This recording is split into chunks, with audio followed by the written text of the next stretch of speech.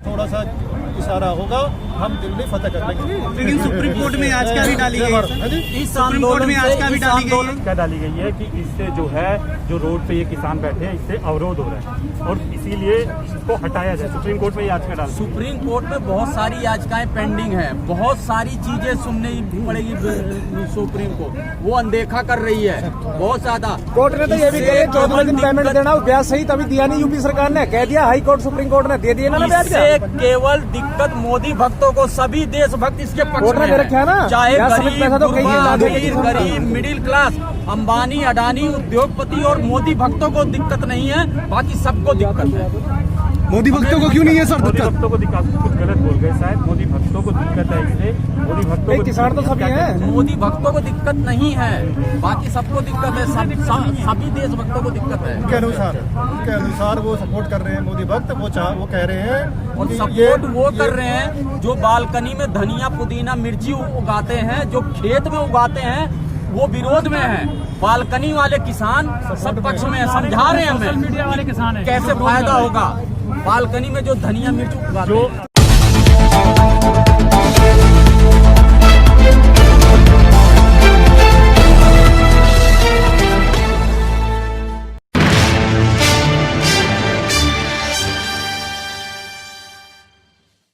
राष्ट्रीय कार्याध्यक्ष मराठा सेवा संघ किसानों से संबंधित ये सामाजिक संगठन है और इस किसानों की अपने आंदोलन के प्रति हम समझ के यहाँ पधारे हैं।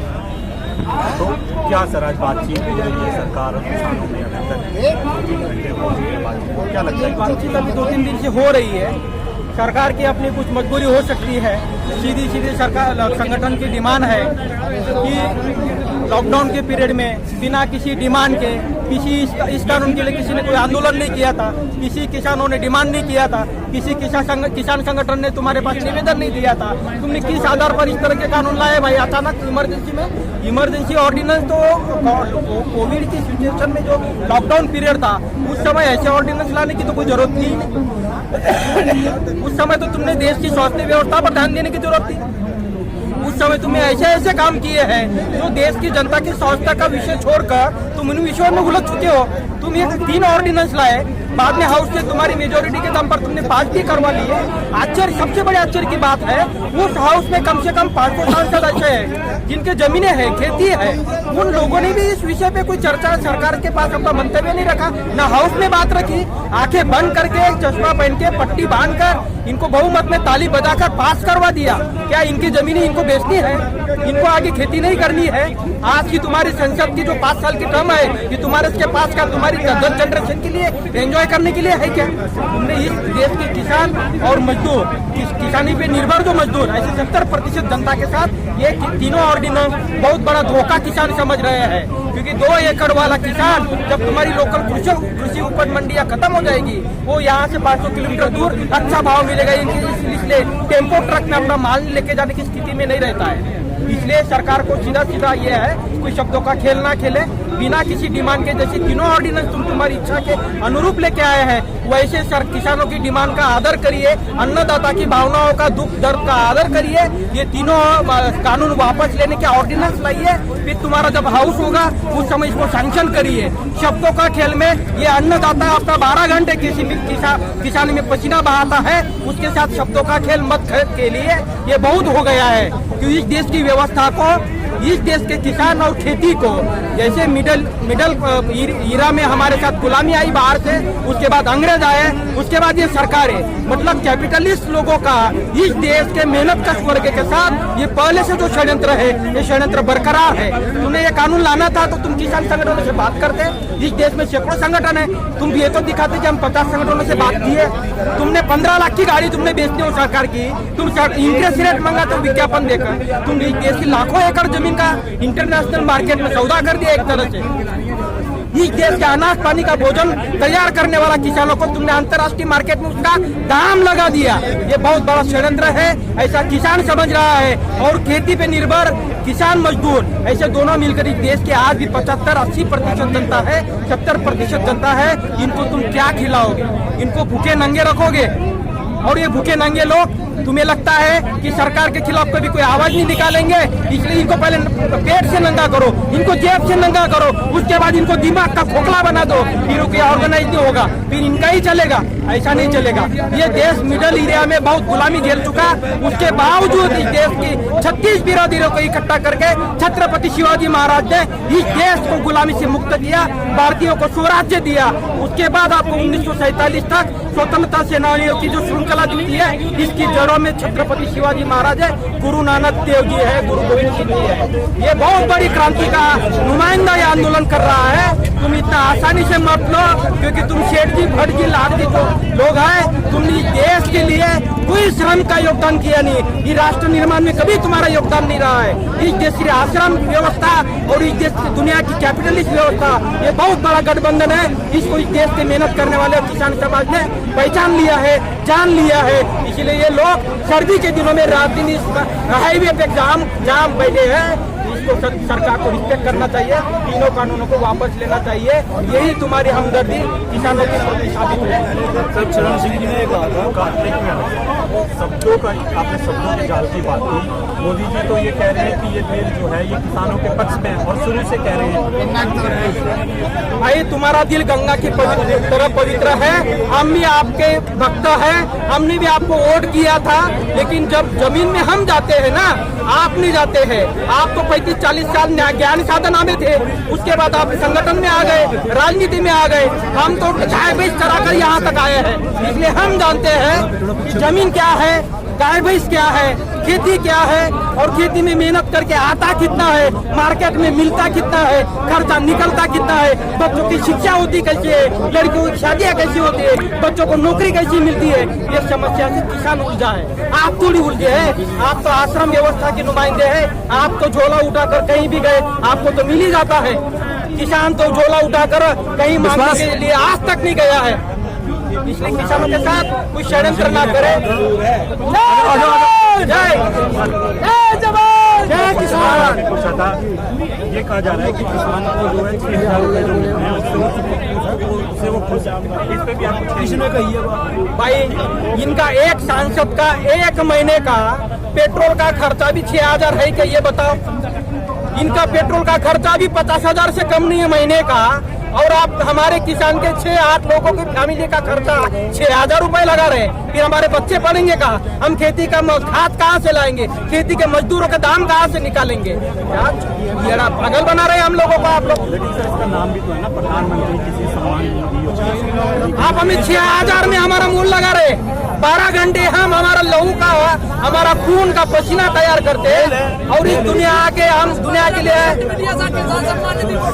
सर विशाल महाराष्ट्र से आए हैं, अभी अन्ना हजारे यहाँ दिल्ली में सर किसानों के इतना बड़ा आंदोलन में। दलालों की श्रृंखला है, इनका जिक्र ही मत करो। इनको, इन लोगों को बढ़ा करके, इनका जिक्र करके इनको हम रिस्पेक्ट दे रहे एक तरह से। इन्होंने यहीं तक लाए हैं, इनका जिक्र मत करो। इस देश की व्यवस्था ने ऐसे बहुत सारे प्रतिभाशालियों को उल्लेख न किए मार दिया है, इनका जिक्र ही क्यों? सिंपल सी बात है, हम भाजपा सरकार को लाए थे सिस्टम को ठीक करने के। विश्वास, कोई ज्यादा बड़ी बात नहीं। वोट भी करा, वोट भी दी जी लगा के, पूरे मान सम्मान के साथ वो और दिलवाई। कोट पैंट पर ये जैकेट वाले के पास किसी आम जनता को परेशानी ना हो। इनकी सम्मान निधि योजना जो है सबके खाते में पैसे नहीं पहुंचे, ये दूसरा जो इन्होंने किसान की दुगनी आय की बात कही, अगर दुगनी आय करेंगे, किसान की दुगनी आय नहीं। अगर किसान की दुगनी आय है तो MSP 1868 रुपये का रेट है धान का, वो 1200-1100 क्यों भी क्या? अगर सिस्टम को तहत अगर काम करना है तो वो फेल हो गया, परीक्षण करा वो फेल हो गया।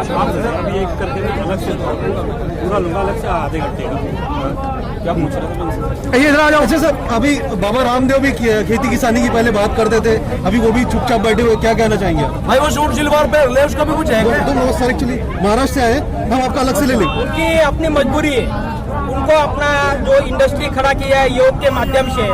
एक है योग के माध्यम से, योग जो किताबों में बंद कर रखा था सदियों तक, उन्होंने हमारे आम भारतीयों के लिए खोल दिया, इसके लिए काबिल तारीफ है। लेकिन उसका अपना जो इंडस्ट्री है वो भी अपनी एक मजबूरी है, उसको सरकार के फेवर में बात करना, गोलमोल बात करना, उनकी अपनी मजबूरियां है, उनको नजरअंदाज करो। ये क्रांति, इस देश की क्रांति के नुमाइंदे नहीं हो सकते। इस देश की क्रांति के नुमाइंदे खेत में काम करने वाला किसान ही हो सकता है। इस देश का शासन किसान ही कर सकता है, क्योंकि जो मेहनत करता है ना वही नीति बनाना जानता है। एसी में बैठने वाले लोग नीति नहीं बना सकते। अगर सर बातचीत नतीजा गई, जैसे आज की बातचीत लग रही है, देखो, मैं छत्रपति शिवाजी महाराज का जिक्र किया, किसान का ही बेटा था। इस देश को जब जब दुरावस्था हुई है, अव्यवस्था हुई है, गुलामी से बाहर निकलना हो तो मेहनत करने वाला वर्ग ने ही नेतृत्व किया है। इसलिए ऐसे कितनी सरकारें और कितने बादशाह आए गए, आप उसकी फिक्र मत करिए। यहाँ पे उत्तर में गुरु गोविंद सिंह और दक्षिण में छत्रपति शिवाजी महाराज, दो प्रतिनिधित्व काफी देश की जड़ों को हिलाने के लिए, आप उसकी चिंता मत करिए। 8 तारीख का भारत बंद का समर्थन करते हैं, सब लोग समर्थन कर रहे हैं। जो 2 टाइम की रोटी सब्जी खाता है वो भारत बंद का समर्थन करेगा। और मैं तो ये कहूँ, जो अनाज नहीं खाता वो तो समर्थन ना करो, और जो अनाज खाता है वो सब समर्थन करो।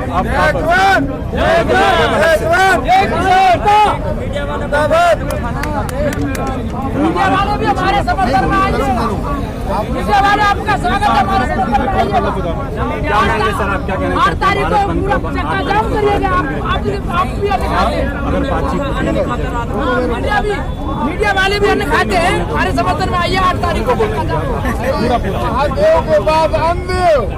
8 तारीख का जो समर्थन है, देश का जन जन बच्चा इसके सपोर्ट में आया है। चाहे कोई रिक्शा चलाने वाला हो, चाहे कोई मालगाड़ी चलाने वाला हो, चाहे कोई सैनिक हो, जो सैनिक ये बैठे हुए हैं, अगर इनके मन से पूछो, जो भी सैनिक बल जो बैठे हुए हैं और जो पुलिस शामिल है, ये मानसिक रूप से इनके साथ है, लेकिन दिल से हमारे साथ है, सपोर्ट कर रहे हैं। मेरी कई पुलिस वालों से बात हुई है, वो भी किसान के बेटे हैं। तो आप ये सवाल ही नहीं उठता कि आप कौन सपोर्ट कर रहा है, पूरा भारत इसका सपोर्ट कर रहा है। और इसका अंदाजा आपको 8 तारीख को लग जाएगा, जब भारत बंद पूरी तरह से चक्का जाम कर देंगे सब लोग। चाहे कोई ट्रांसपोर्ट है, चाहे कोई नौकरी वाले हैं, चाहे कोई बिजनेसमैन है, चाहे आड़ती हैं, चाहे हम लोग बिजनेसमैन की बात करें, चाहे ये दुकानदार बैठे हुए हैं, ये सब सपोर्ट में हैं, रहेंगे। क्यों? क्योंकि मजदूर, किसान, और इतिहास में पहली बार अन्नदाता इस तरह से एकजुट होकर सड़कों पर आया है। हम लोगों ने बहुत बार देखे आंदोलन किसानों के, एक किसान आंदोलन आता था, दूसरा बैठा होता था। अब पूरे देश का, अभी आप जैसे भाई सुन रहे थे, ये महाराष्ट्र से आए। महाराष्ट्र एक भाई हमें अभी बात कर रहा था, वो तेलंगाना से आया। तो तेलंगाना हो, महाराष्ट्र हो, कर्नाटक हो, तमिलनाडु हो, आज पूरे भारत को सपोर्ट मिल रहा है इन किसानों का। और ये तो सिर्फ ट्रायल है। 6 महीने के लिए राशन लेके बैठे हुए हैं। मैं सिंधु बॉर्डर पर जो 4 दिन रहा हूँ, और अभी पिछले 4 दिन से यहाँ रहा हूँ। और कल रात में पूरे दिन जो किसानों के साथ इस ब्रिज के नीचे सोया हूँ। मैं बाय प्रोफेशन एक डॉक्टर हूँ, लेकिन मैं दर्द सुनने के लिए, इन लोगों की पीड़ा सुनने के लिए, मैं भी अगर आज इनका सपोर्ट करने के लिए यहाँ खड़ा हूँ, तो मैं समझता हूँ अगर एक डॉक्टर इसके लिए आ सकता है, एक इंजीनियर इसके साथ आ सकता है, एक ही भाई साहब बिजनेसमैन है, ये अगर आपके सामने आके खड़े हो सकते हैं, तो मैं समझता हूँ पूरा भारत आज एक है। चाहे वो मैदान में है या नहीं है, चाहे वो सड़क पर हमारे यहाँ पर है या नहीं, घर बैठे बैठे लोगों से जब हम लोग बात कर रहे हैं, घर बैठे बैठे जो इसके प्रॉपर इसके सपोर्ट में है, और इसका शांतिपूर्वक तरीके से हम लोग कर रहे हैं। और अगर ये सरकार भेदभाव करने की कोशिश कर रही है, इसको खत्म करने की कोशिश कर रही है, और अपने कुछ नुमाइंदे हमारे बीच में लाकर भी ये लोग कुछ न कुछ गड़बड़ करने की आशंका हम सब किसानों को यहाँ है।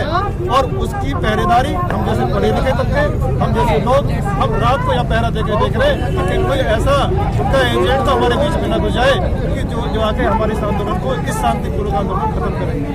क्योंकि ऐसे सिंधु बॉर्डर पे एक बार छोटी सी झड़प हो चुकी है, आप सब मीडिया वालों को पता है। तो ऐसी दोबारा घटना हमारे यहाँ ना हो जाए, और हमारे जो नेता, जो किसान नेता हैं, जो वहाँ बात कर रहे हैं, समाधान निकले या नहीं निकले, लेकिन किसान निकल पड़ा है। मेरा नाम डॉक्टर वीरेंद्र भारती है। सर एक क्वेश्चन है डॉक्टर एक सवाल लेके जाओ। हाँ सर एक क्वेश्चन है कि कोरोना का टाइम चल रहा है और इस पे भी सरकार कह रही है इसको लेकर के कि मतलब कि ये प्रदर्शन करना ठीक नहीं है। अरे भाई साहब, बिहार आपने कवर किया था, आप लोगों ने बिहार कवर करने गए थे ना, तो आपने वहाँ कोरोना नहीं था क्या? अब बाकी देख लीजिए, अभी तेलंगाना में देख लीजिए, वहाँ भी तो कोरोना था। और ये किसान अपने कोरोना को देखेगा अभी यहाँ पर या अपने पेट को देखेगा? जिसके आगे भविष्य को इन्होंने अंधकार में करने की योजनाएं बना ली हैं, जो ऐसे काले कानून ला दिए जिसमें सिर्फ गुलामी दिखाई दे रही है हम किसान को क्या, हम पढ़े लिखे लोगों को भी दिखाई दे रही है। और इसीलिए हम लोग आज रोड पे आए कि अगर ये कानून लागू हो गए, कानून तो बन गए हैं, अगर ये लागू हो गए, इम्प्लीमेंट होने शुरू हो गए, तो ये सिर्फ मजदूर बनाकर छोड़ देगा इस 60 से 70% पॉपुलेशन जो इंडिया की है। ये इनकी रणनीति है। और अगर रणनीति नहीं होती तो इस तरह गुपचुप तरीके से कोरोना टाइम में विधेयक नहीं लाए जाते। विधेयक अगर कानून के हिसाब से भी अगर देखा जाए तो विधेयक आपातकालीन स्थिति में आ जाते हैं, युद्ध की स्थिति में लाए जाते हैं। ऐसे नहीं लाए जाते कि चुप लाओ किसी को। अरे मेरे लिए अच्छा बोल रहे हैं कि मैं किसान का बेटा हूँ, तो ये बोल रहे हैं कि मेरे लिए अच्छा कानून है, मुझसे पूछ तो लेते हैं आप। मैं भाई साहब, मैं आपसे अगर पूछूंगा कि मैं आपके लिए लाना चाहता हूँ तो मैं आपके पास आऊंगा ना कि विमल कुमार जी, मैं आपके लिए ये देने वाला हूँ, ये चीजें देता हूँ। आप कहने के बाद अब आप 8 घंटे की प्रेजेंटेशन देके आप क्या साबित करना चाहते हैं कि ये किसान मूर्ख है, बेवकूफ है? आज थोड़े बहुत मजदूर और किसानों के बच्चे पढ़ चुके हैं और उनमें से एक हम आपके सामने खड़े हैं। और आज इस आंदोलन को हम लोग किसी भी तरह से विफल नहीं होने देंगे। और हमें जो डर है, जो हमें आशंका है, उसके लिए हम पहरेदारी 24 घंटे यहाँ पर करते रहेंगे और उन पे नजर भी हमारी रखी रहेगी। ये ड्रोन कैमरा कितने भी लगा लें, हमारे भी दो आंखें सबकी लगी हुई है इनके ऊपर जो है। तो ये दिल्ली अब दूर नहीं है, ये दिल्ली अब दूर, थोड़ा सा इशारा होगा, हम दिल्ली फतेह कर लेंगे। लेकिन सुप्रीम कोर्ट में आज क्या भी डाली गई है, इस आंदोलन से केवल मोदी भक्तों को दिक्कत है। एक और है क्वेश्चन मेरा, सुप्रीम कोर्ट में ये याचिका डाली गई है कि इससे जो रोड पे ये किसान बैठे हैं, इससे अवरोध हो रहा है और इसीलिए इसको हटाया जाए। सुप्रीम कोर्ट में याचिका डाली। सुप्रीम कोर्ट में बहुत सारी याचिकाएं पेंडिंग है, बहुत सारी चीजें सुननी पड़ेगी सुप्रीम को, वो अनदेखा कर रही है बहुत ज्यादा। कोर्ट ने तो ये भी कहा 14 दिन पेमेंट देना, ब्याज सहित अभी दिया नहीं यूपी सरकार ने, कह दिया हाई कोर्ट सुप्रीम कोर्ट ने दे दिया ना ब्याज। इससे केवल दिक्कत मोदी भक्तों को, सभी देशभक्त इसके पक्ष में है, चाहे गरीब मिडिल क्लास, अंबानी अडानी उद्योगपति और मोदी भक्तों को दिक्कत नहीं है, बाकी सबको दिक्कत है। मोदी भक्तों को क्यों नहीं है सर? मोदी भक्तों को दिक्कत, कुछ गलत बोल गए शायद, मोदी भक्तों को दिक्कत है इससे। मोदी भक्तों को किसान तो सभी हैं, मोदी भक्तों को दिक्कत नहीं है, बाकी सबको दिक्कत है, सभी देशभक्तों को दिक्कत है। उनके अनुसार वो सपोर्ट कर रहे हैं मोदी भक्त, वो कह रहे हैं और सपोर्ट वो कर रहे हैं जो बालकनी में धनिया पुदीना मिर्ची उगाते हैं, जो खेत में उगाते हैं, वो विरोध में है। बालकनी वाले किसान सब पक्ष में है, समझा रहे हैं हमें मीडिया वाले किसान कैसे फायदा होगा बालकनी में जो धनिया मिर्च उगाते हैं। तो बालकनी में जो उगाते, फिल्मी अभिनेत्री का बहुत नाम आ रहा है। कल उनकी एक झड़प हुई है सोशल मीडिया पे ही, उन्होंने किसानों को कहा गिद्ध, और जो यहाँ पे आए हैं वो नकली है। नकली तो वो खुद हैं, वो अपने हिमाचल लोकसभा चुनाव की तैयारी कर रही है, स्क्रिप्ट लिखी जा रही है सब। लोकसभा चुनाव वहां से लड़ेंगी और आपके अर्नब गोस्वामी भी असम से लड़ेंगे, सबकी पृष्ठभूमि बनाई जा रही है। आने वाले समय के नेता तैयार किए जा रहे हैं, ये गिद्ध खुद है समाज से। सर मोदी भक्तों को क्यों तकलीफ नहीं हो रही है, हमको थोड़ा समझाइए। मोदी भक्तों को ये है कि सरकार हमारी है, बस ये है, सरकार है तो सरकार हमारी है। जैसे बवासीर का दर्द होता है ना, लोग बताने में छुपते हैं, वो भी छुप रहे हैं कि कहीं ना कहीं मेरी परछाई चली जाएगी तो वो होगा। दर्द उनको भी है, कल उनको भी आलू 50 रुपए आज भी मिल रहा है, कल भी 100 रुपए में मिलेगा, लेकिन अभी उनको समझ में नहीं आ रही, कहीं ना कहीं से थोड़ी बहुत कमीशन खोरी चल रही होगी, काम चल रहा है। अभी उस बीमारी को छुपा रहे हैं, उजागर नहीं कर रहे हैं। क्या लगता है कि अगर सरकार संशोधन करके आती है या पूरा ये माफ करे, कैसे देखते हैं? संशोधन करके ना, जो आयोग कौन सा स्वामीनाथन आयोग के अनुसार किसान कमेटियों से बैठ के बात करे, स्वामीनाथन आयोग में संशोधन करके बिल लाए, ये काले बिल बिल्कुल नाकाम है। सरकार दिल्ली में